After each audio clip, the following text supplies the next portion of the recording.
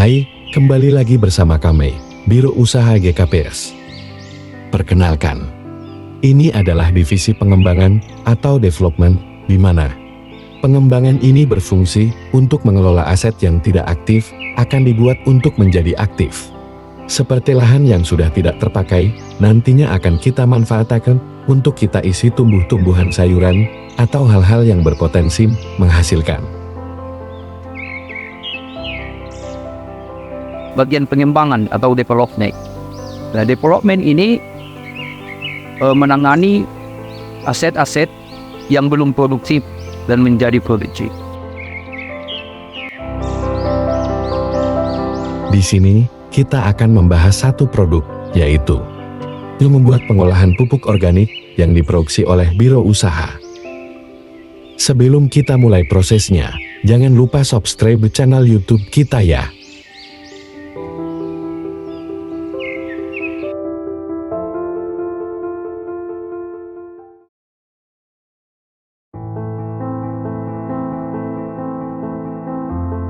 Langkah pertama kita siapkan yang menjadi bahan baku pembuatan pupuk organik antara lain dedak halus, sekam bakar, buah tidak terpakai, sayur kol, kaliandra, daun sirih, daun serai, batang dan daun pisang, tungkul jagung, batang jagung, kotoran hewan seperti ayam, kambing, dan lambu. Nah, untuk bahan-bahan yang digunakan, biasanya kita menggunakan dedak halus, sekam bakar, daun-daun hijau, sayur-sayuran, lalu ada kohe ayam, kohe lembu, kohe kambing. Lalu kita biasanya menggunakan bonggol jagung, batang pisang, kemudian tungkul-tungkul jagung. Lalu semua bahan-bahan itu biasanya kita cacah terlebih dahulu agar proses pembusukannya dapat lebih cepat terjadi. Setelah semua bahan-bahan kita siapkan, maka langkah yang kedua adalah membuat larutan penyiram pupuk. Untuk larutan pupuknya, kita mencampurkan air kelapa, gula merah, Yakult, tepung beras, ragi tape, dan Dunamos.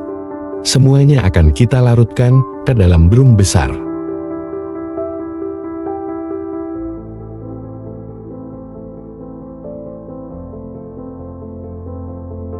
Lalu untuk larutan penyiram pupuknya, biasanya kita mencampurkannya dengan air kelapa, air putih biasa, lalu kemudian ada Yakult, ada ragi, ada gula merah, dan ada M4. Ketika larutan ini sudah selesai dicampur, kita akan menyaringnya agar nanti proses penyiraman menggunakan gembor dapat lebih mudah dilakukan. Ketika kita menyiram larutan ini, kita akan menggunakan gembor agar air penyiramannya lebih merata. Kita mencampur dedak dengan Dunamos. Jika teman-teman menggunakan 30 kg dedak, maka kita menggunakan setengah kilogram Dunamos.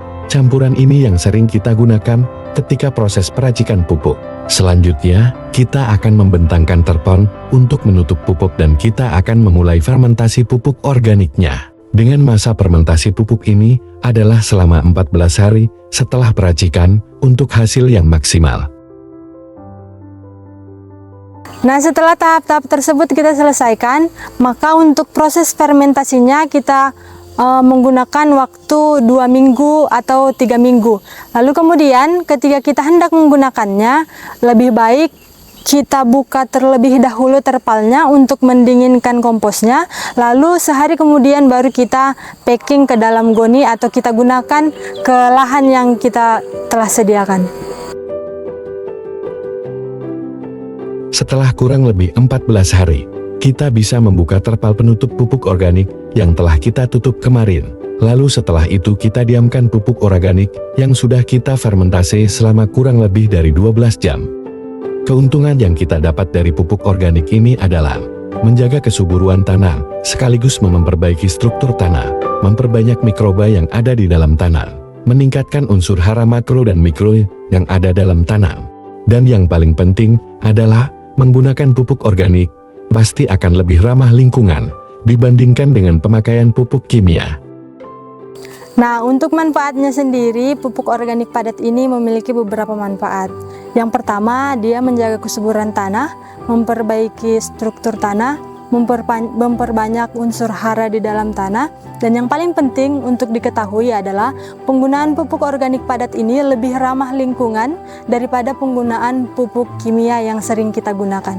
Nah, untuk teman-teman yang merasa tertarik dengan pupuk organik yang kami buat ini, teman-teman bisa menghubungi marketing di bawah ini.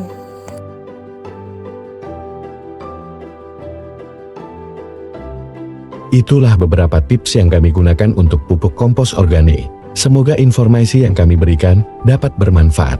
Jika kamu tertarik untuk memakai produk kami, jangan segan-segan untuk menghubungi kami. Terima kasih, saya Tuhan Ta Yesus Kristus na. Mama Suma Suhita Haganupan, Horas.